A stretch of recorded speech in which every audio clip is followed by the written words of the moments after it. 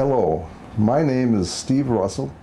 I am with the Pine Island Oral History Project, and today we are fortunate to be in the home of Mary Frances Poppell. She is a genuine pioneer on Pine Island.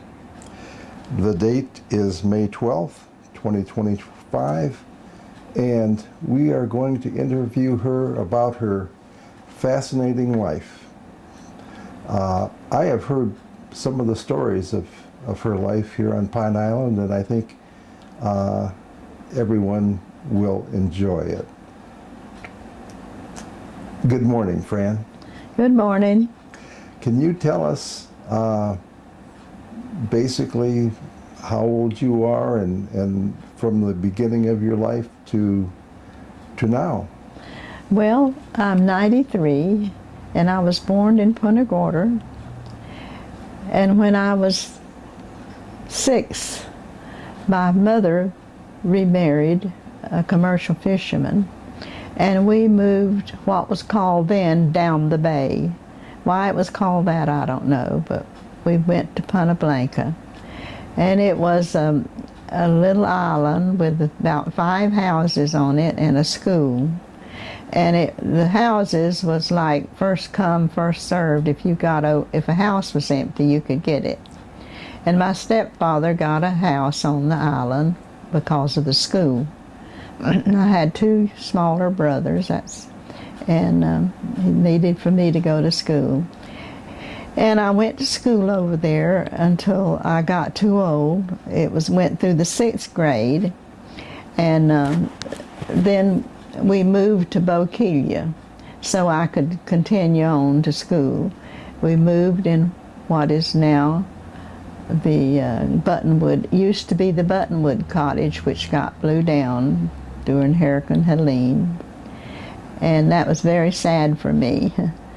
Anyway, we went on the school bus all the way to Fort Myers. One little school bus took us off this island, all the kids off the island. And there wasn't that many kids. They took the elementary kids to J. Colin English in North Fort Myers, and then the junior high and the senior high went over to Fort Myers, and there was only one of each school. And in '48 they built the Fort Myers High School over there back of Lee Memorial Hospital. Now, when you came back over to Bokeelia, what year was that? Do you recall? I don't recall. I think you were about 10. I was born in '32, and I was not 11 yet. Okay. So that would be 42, 43. Mm-hmm. That Pine Island must have been a lot different back then. Oh, it was just a washboard road all the way to the corner here, the center. Uh-huh. And there was a paved road on into Fort Myers, but not really good road.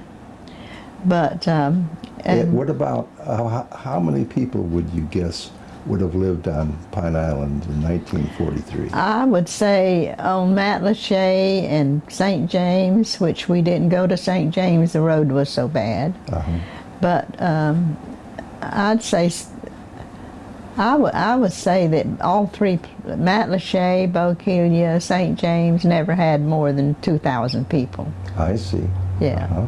Yeah, that might have been a lot of them, I don't know. Because, see, we didn't get to go anywhere because we didn't have a car. Ah. And but we just knew the fishermen, and there was the Bokeelia. There was a Foster's store, and they lived where the restaurant used to be, and they must have been about 8 of us that caught the bus down there, 6 o'clock in the morning, and we didn't get home till 5:30 in the afternoon. Long so day. School days was a long day for us. And sometime when a northerner would come in, it wasn't so fun standing out there waiting sure. for the school bus.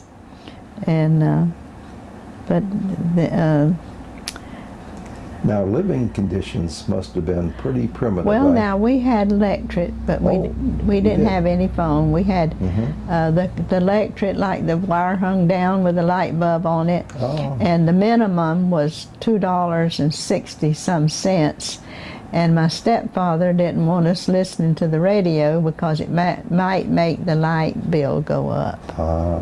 But when he would go out fishing, we would listen to it anyway. We listened to Ma Perkins.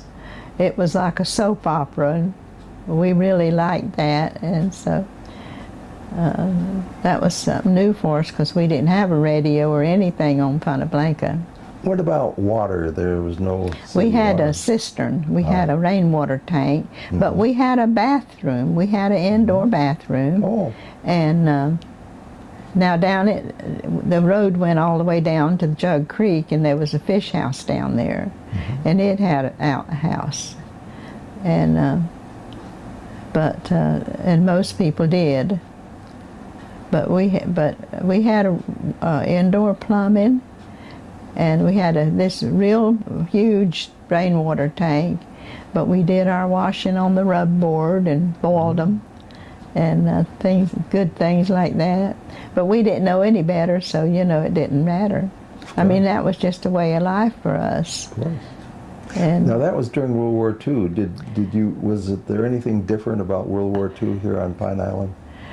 no, it was getting over pretty good when my sister's husband was in the war, and she stayed with us, and he come out about maybe 6 or 8 months after we moved to Bokeelia, and she went to Mississippi with him.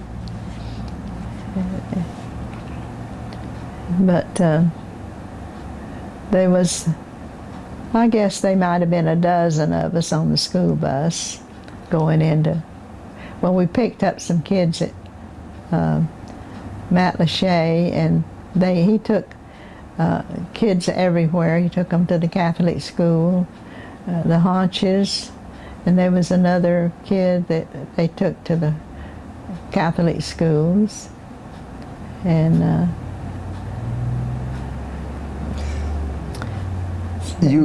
I believe that the bridge in Matlacha at that time was just a narrow. it was a bridge. real narrow bridge, and if we was going over it, whoever got on the other side had to stop. And because the bus is the only one that could go over it.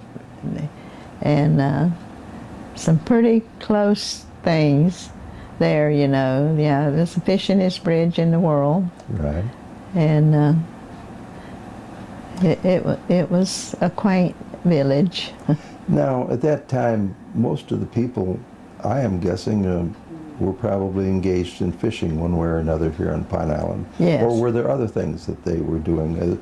Well, there were, I believe you said, at one time there were a couple of sawmills. From here, between here and Bokeelia, there was a couple of sawmills. That was the other industry here.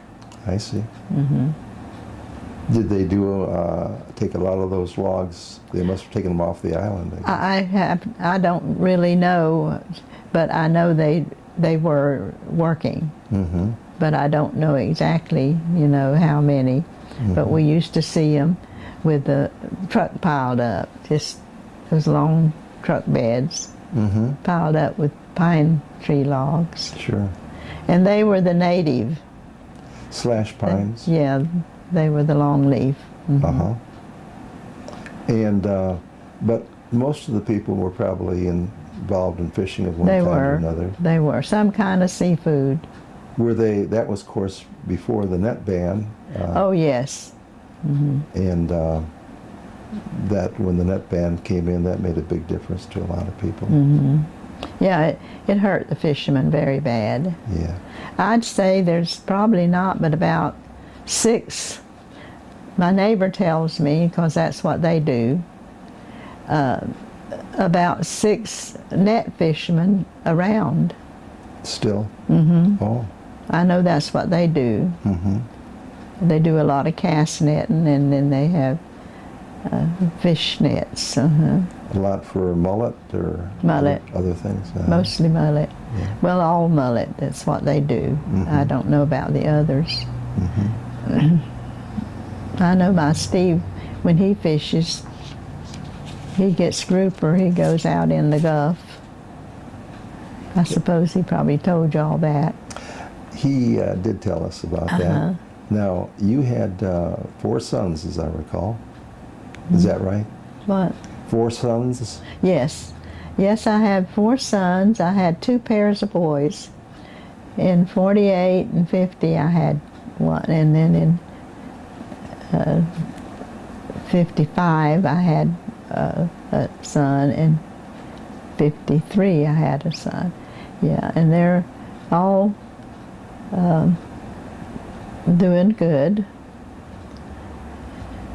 Paul's just retired from his paint and body shop in Cape Coral after 42 years. Mm-hmm. So he's having trouble adjusting. He's working on my house. It's like the Notre Dame Cathedral. It has to be worked on all the time. But that's the way these old cracker houses are. Right.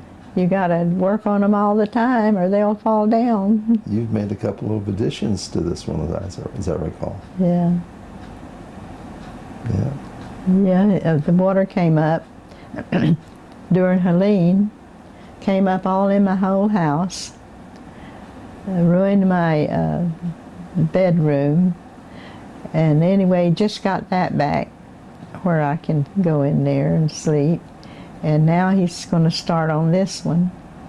There's one behind this wall.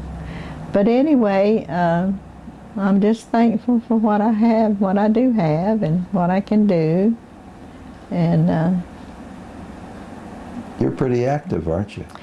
Yes, and I was much more active at church, but I'm not been able to go on account of my back.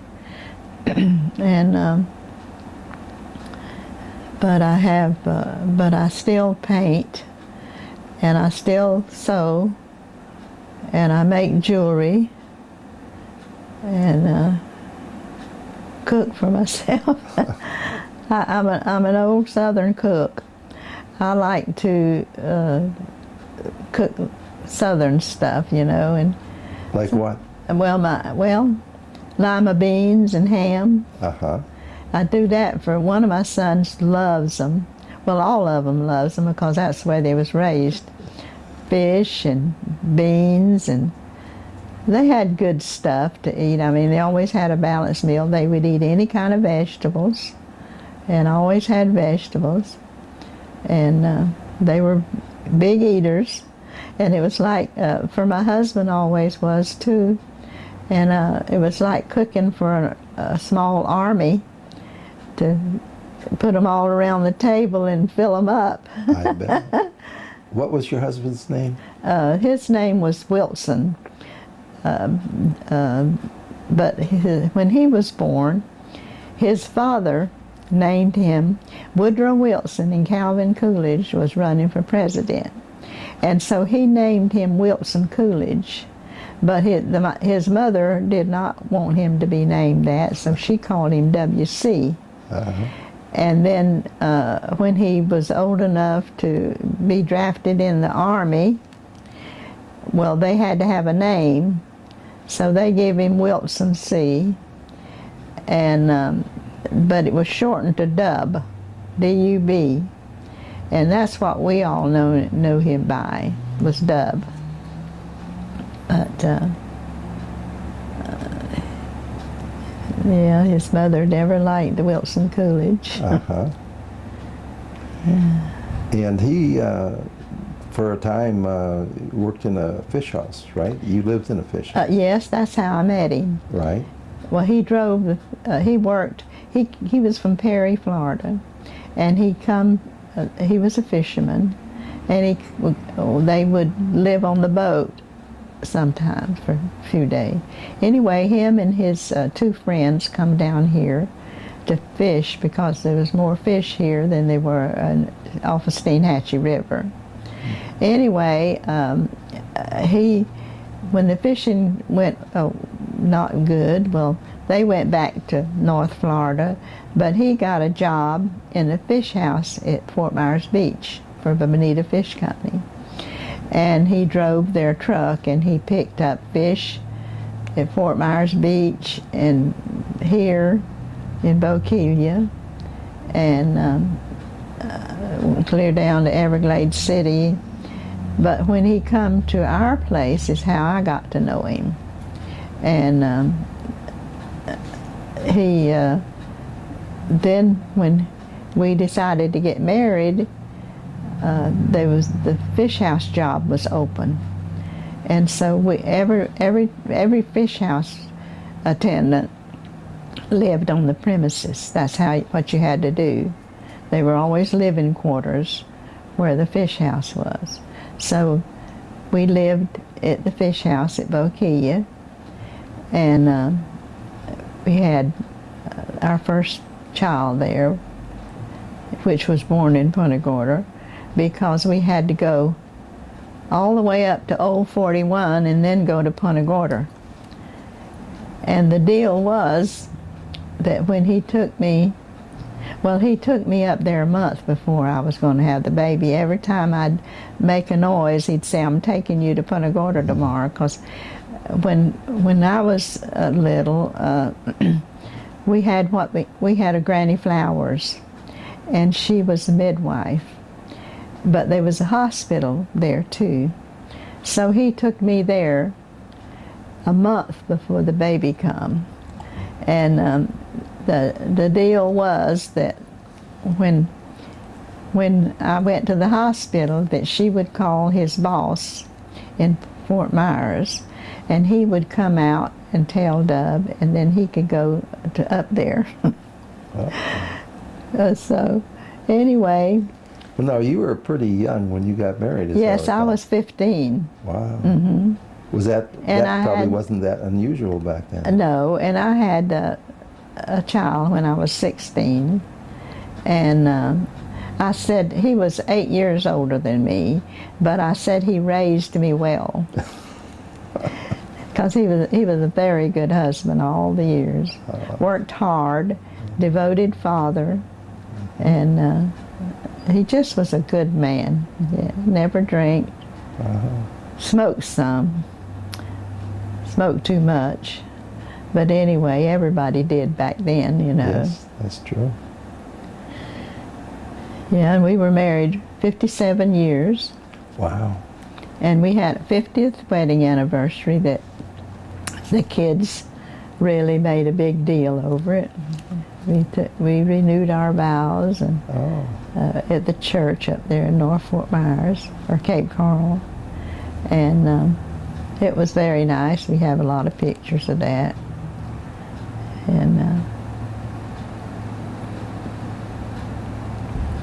you must have had some interesting weather events here, hurricanes and so forth. Yes, Can you tell us about some of those? We didn't, over on Punta Blanca, we didn't realize that there was a hurricane, if there was, while I was there.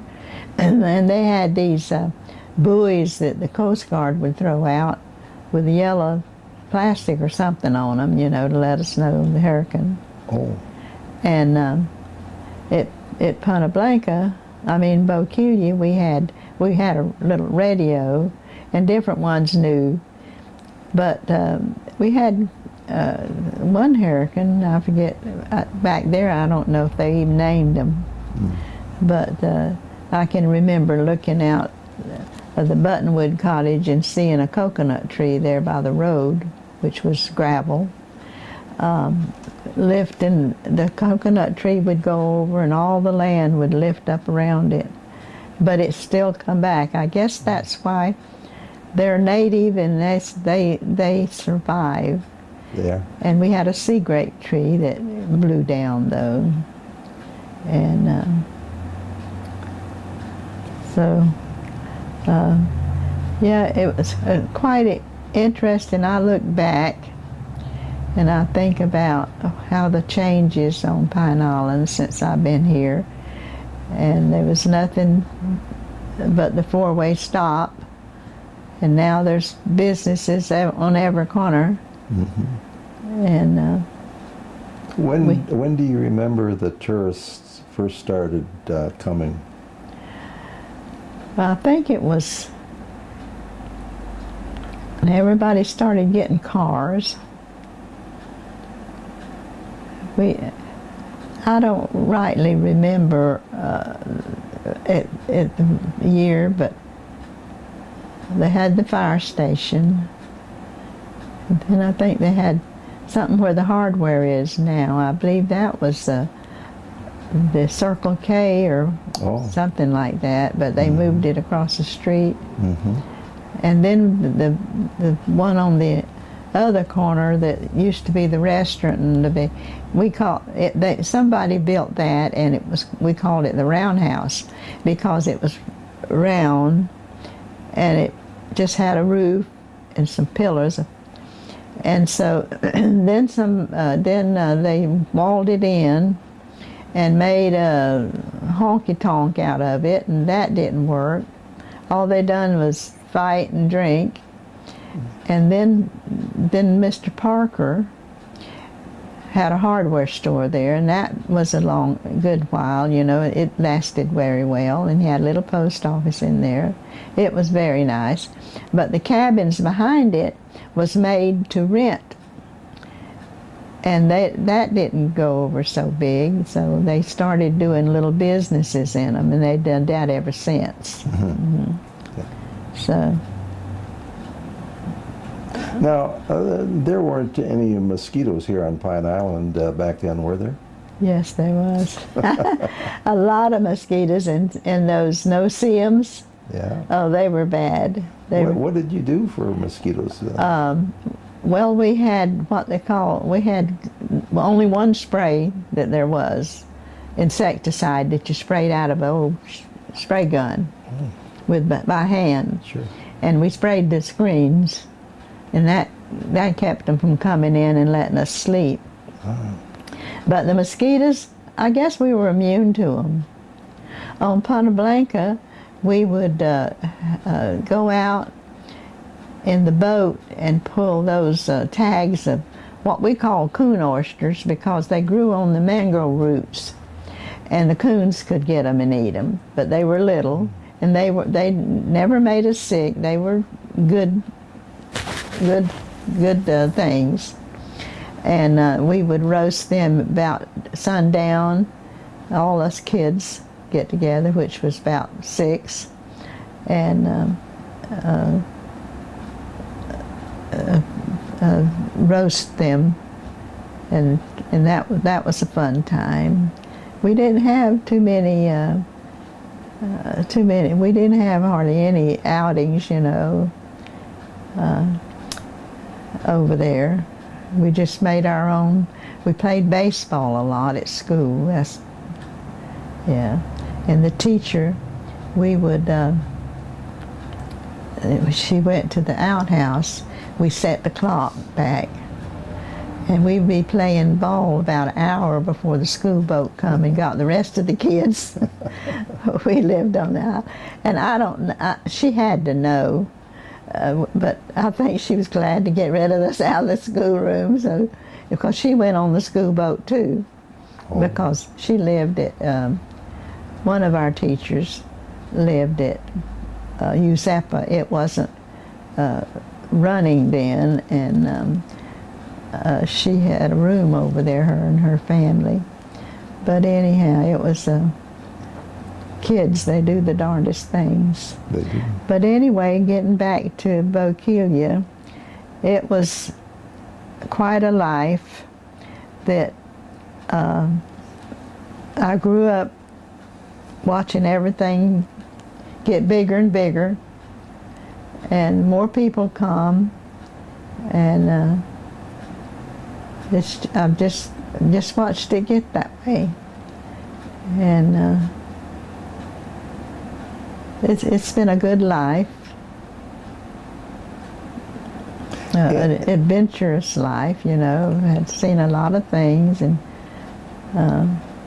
like I said, I worked at Boca Grande for 21 years, but a wealthy lady, and that was a lot of adventure. I met a lot of very famous people. Like who? Well, I met Katharine Hepburn. She come to swim in our pool, and the Bissell vacuum cleaner people, and I used, when Miss Flatus was gone, I did ironed some shirts for let's see, this guy, Fletcher Organ. He invented Fletcher Organ.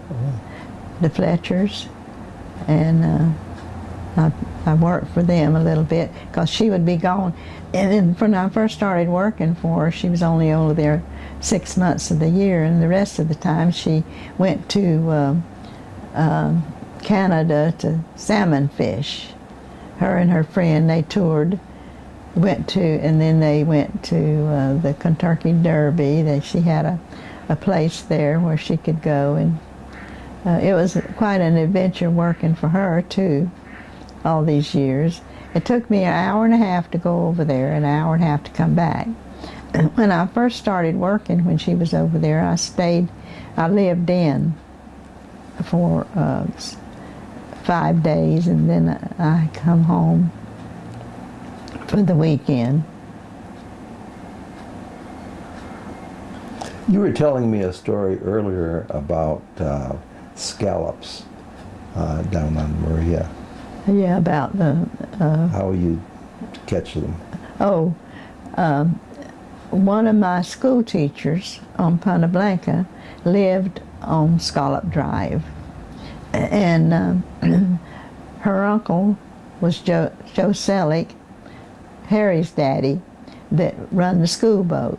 And on Friday evening, he would bring her home and take her back on Monday morning when he went to pick up the kids. And a few times, she brought me with her. And I just loved that because I did not like to be on that island. And I was about 10 then, you know, just before we moved to Bokeelia. But we would go down to the water, and we would pick up all the scallops we wanted to eat with our toes. Wow. And you could see the water was real clear, you know, and it was a fun thing to do. Yeah. Of course. We'd have our little basket of scallops. I'm going to get into your art career soon here, but there are a few other questions I had before I do that. What would be your favorite memories of the early days on Pine Island, would you say? Well,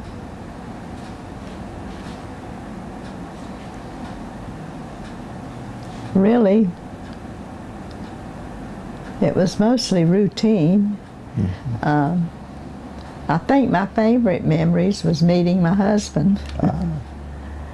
And getting to, he would take me to the movies in Fort Myers, and we would he had to get somebody to stay at the fish house. He got Jack Spearing, and he was a young man then, a young boy, and we would go to Fort Myers to the theater, and we wouldn't pass a car. It would be like 11 o'clock at night getting back, and we wouldn't pass a car from Fort Myers all the way to Bokeelia. Wow. So there wasn't many people here, and if they were, they weren't out at night. Sure. But and I liked to go to school, but we had that, like I say, the little school bus, and it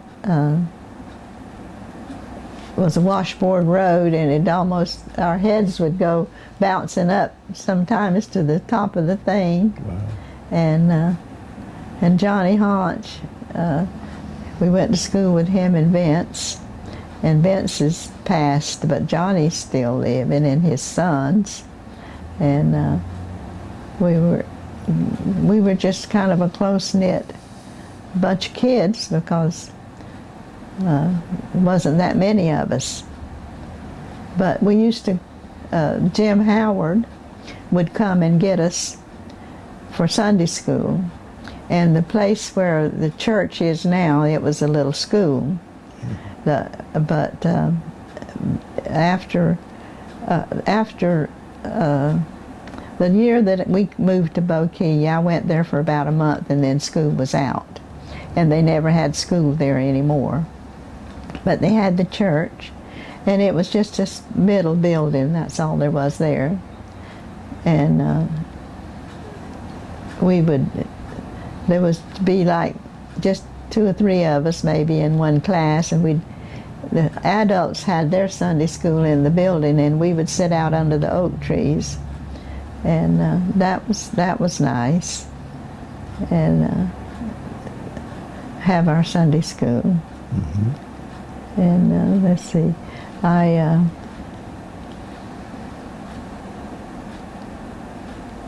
but I just, everything it was just getting grown. Sure. You know, just getting married and having children. We had one son here, and then we moved back to where he came from. And everything was real hard times then. They promised him a job, but when he got up there, didn't have a job. The partners decided they couldn't afford another help, and so we stayed with his sister. And then the actual owner, said he said yes, that after he had already moved up there and everything, that he would give him a job, $25 a week. And that was pretty big money back then, you know. It was good. And that was let's see, 1951.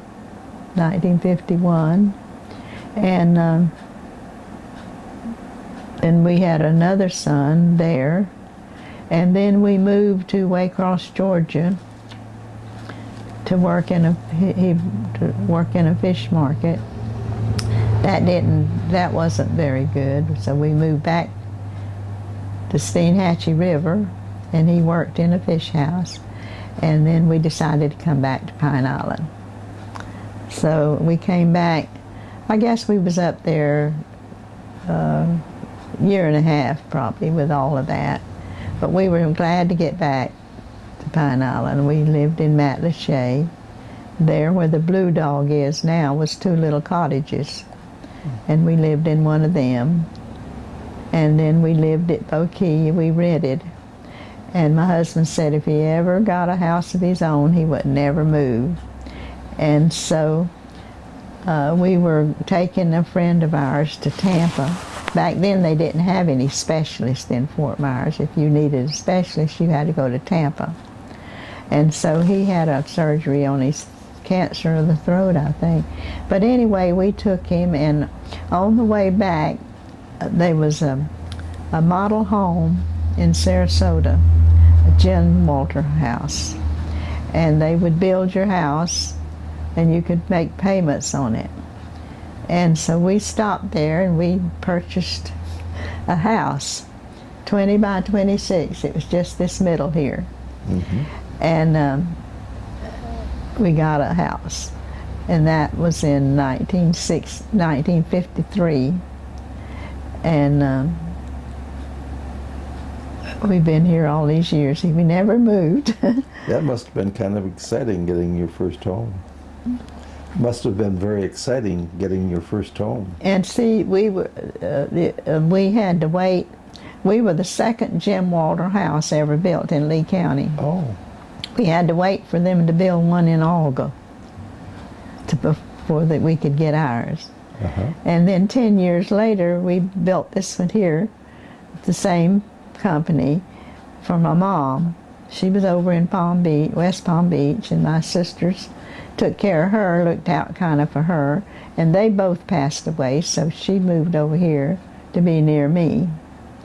And so we've had quite an adventure living here. We had 2 more boys, and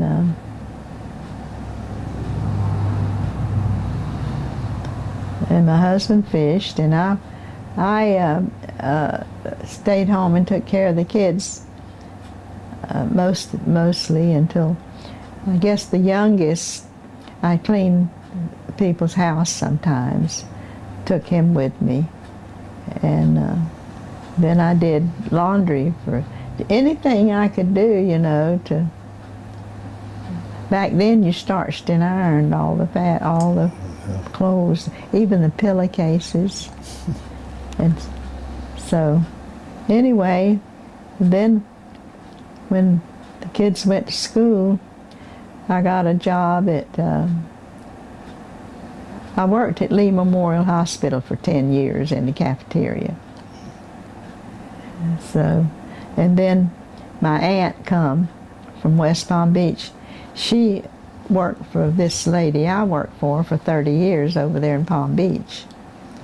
And I decided I didn't want to work at the cafeteria anymore, and I was working sewing in the back of a fabric shop.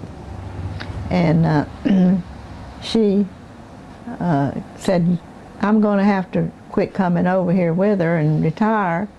And she said, why don't you go and get my job? She said, it's a good job, and I'll teach you to the trade.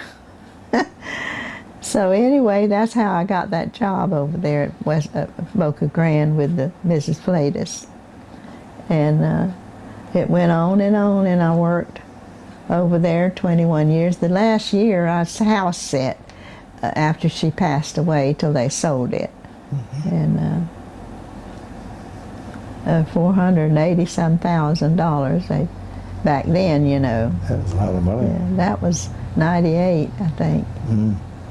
Then we had our 50th wedding anniversary, and then later on my husband got sick, and he was sick for a couple of years, but like a shut-in, you know. We were limited where we could go and stuff because of his breathing, but he always had a good attitude. And hospice used to come here, and they said they didn't mind coming to our house because we were so positive, you know, and always had a smile for them, and I guess they were happy, you know. That was nice.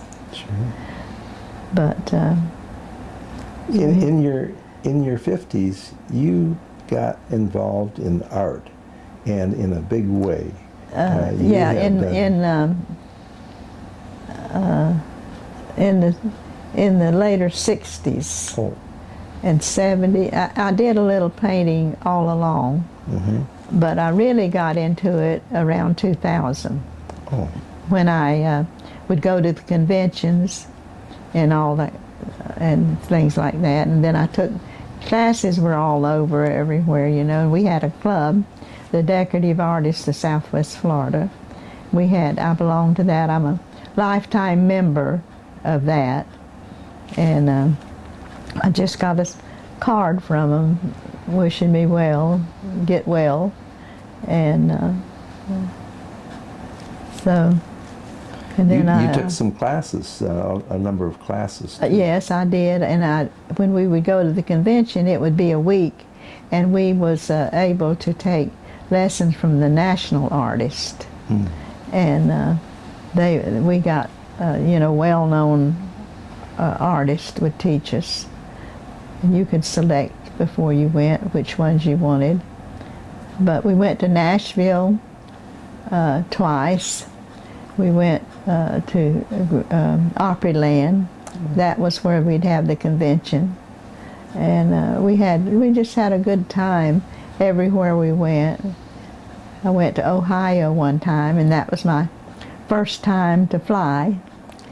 And I didn't know whether I was going to fly or not. But there was three of us, and one of them was one of my teachers for a long, long time.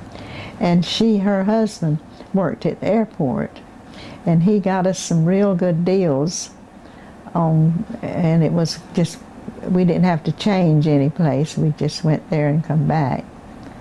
And the next time that I flew, though, we had to go to Atlanta and change plan and wait, you know, and everything. I didn't care for that much. But that's the only 2 times I've ever flown. Oh. Yeah. I'm not crazy about it. I would be less crazy now of all this stuff I'm hearing about. They need everything updated. Yeah, true. But anyway, I had some very, very fun times and going to my classes. And I have seen some of your paintings. They're really extraordinary. Very, very good. The ones I saw, I think, were acrylic. yeah, well, there's a few oils. I did some oil, but I don't like oil. But the kind of oil painting that I did was called oil rouging, and you don't put a lot of oil on it. Like that star up there in the corner, that's oil. It's done on a floor tile. We're going to show some of those later at the end of the interview. But go ahead.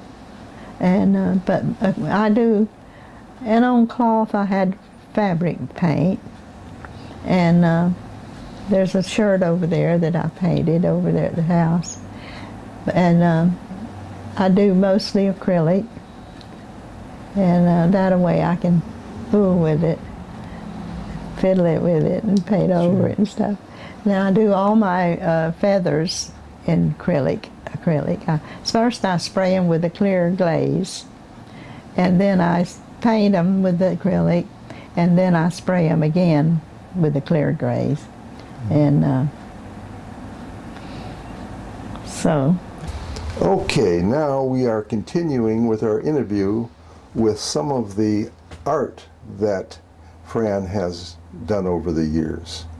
What is this? That's just a star on a floor tile. Ah, okay. And this is a table. Amazing. Has a drawer in it. Look at that. Wow. Look at the detail there. That's incredible. And then these? They're oil. Oils? Uh-huh. That one don't show up so good, the bird. Uh-huh. They're all pretty. And we have some more over here. Yeah, this is a maha on a turkey feather. Mm-hmm. This is that bird and this one's almost the same. That's a turkey feather. An egret on a turkey feather. A common egret on a turkey feather. Yeah. This is a sand dollar. Oh, that's beautiful. Gee, is that acrylic? Mm-hmm. Very nice. This is a gourd. And you made that, right? With It's decoupaged leaves. uh-huh. They're Buddha leaves and magnolia leaves that you can only use because you take the Look at that. you render that. They're transparent. You render all the meat off of the leaf. Oh. And then you There's decoupage them. a lot of work involved there. Yes. And that's a gourd that's Yes. made out of a gourd. And then that's pine needles around the top. Uh-huh. Put boreholes around the top. Wow. Yeah. Yeah. And you made this too, didn't you? This table. Yes, this. Wow, look at that. That's German folk art. Oh. Very nice. This is Mexican folk art. This is incredible. Wow, look at all those. This is just Tukey stuff. Uh-huh, uh-huh. I'm not really. You have something over here you Yes, did I with have the... a shirt I painted over here. Oh, okay. But over on the end here, you've got some Yes, colored pencil yes, work. I have. This is colored pencil. Uh-huh. Wow. That's acrylic. The sign on the door. Uh-huh.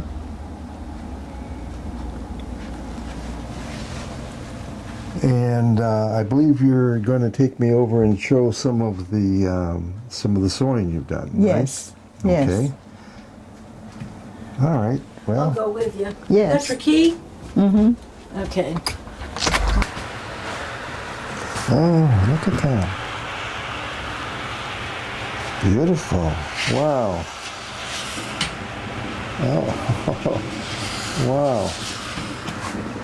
This is my sewing. This is a purse I made out of A purse. a pair of blue Yeah. jeans. That is so neat. Oh, you are so talented. I'll show you a sweatshirt. This is a sweatshirt that I make.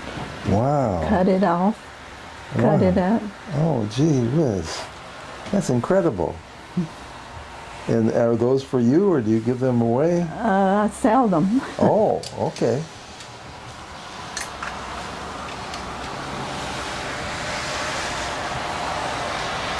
That I painted that. That's acrylic. Uh-huh.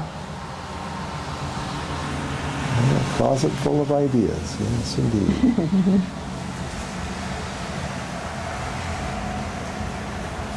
Anything else? There's a hibiscus. Is that acrylic? Uh-huh. Very nice. Beautiful.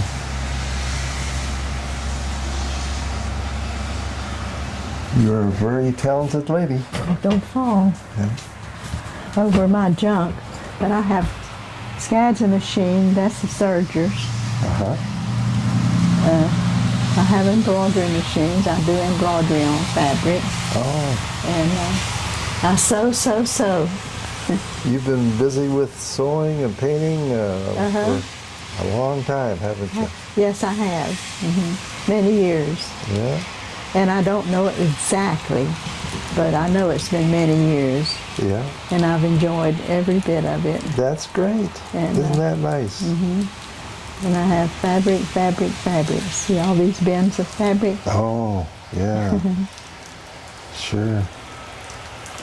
Now I didn't do those paintings hanging up there. My friend done them for me. Okay. Uh-huh. Well, I think we'll wrap it up. I want to thank you so much for your time today and sharing your life and your experiences and your talent with the people of Pine Island and beyond. Thank you so much, Fran. You're welcome. I enjoyed it. Thank you.